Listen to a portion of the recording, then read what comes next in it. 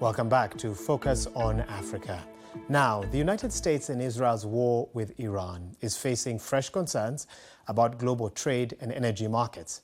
Nearly a fifth of the world's oil passes through the Strait of Hormuz, and any disruption there could quickly push up fuel prices and transport costs worldwide. Now, for many African economies that rely heavily on imported fuel, this could mean higher inflation and a rising cost of living. Focus on Africa's lead presenter, Nkechi Ogbonna, has been speaking to the Director General of the World Trade Organization, Dr. Ngozi Okonjo-Iweala, about what these tensions could mean for global trade and African economies.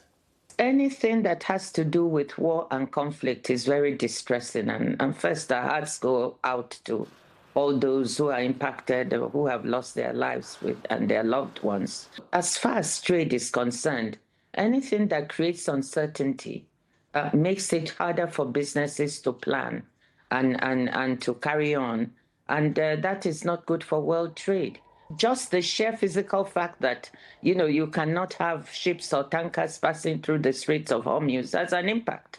So I think the impact on world trade is there. The uncertainty created for businesses and that impact on world trade is also there. So all we can say is this is unfolding before our eyes. We don't know where it will go, but we certainly hope that this will end as soon as possible, both for the lives being lost, but also to make trade possible to flow more easily and keep prices down for households and for businesses. Dr. Ngozi, what do you think African economies should do to buffer whatever shock these uncertainties would bring, especially when it comes to trade and importation of goods, because most of whom are import dependent? I think of course, immediate actions are not that easy because of what's going on. But I think what we need to do as African economies is to learn lessons from what is going on in the world. And those lessons have to do with the need to look at your own economy and your own region and to do the biggest possible to strengthen your economy and strengthen your region so you can trade more with each other. Look, Africa has the potential to produce so much food.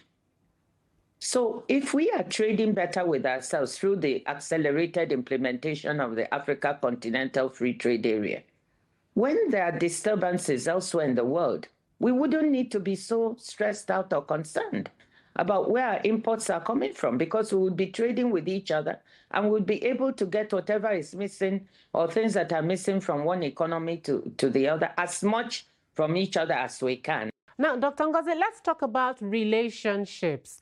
We have seen several African countries go personally and form bilateral trade agreements with major economies.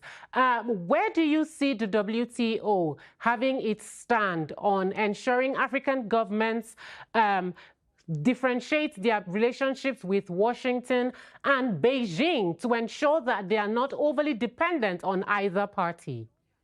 Well, let me just use the U.S. as an example for the moment in terms of dependence.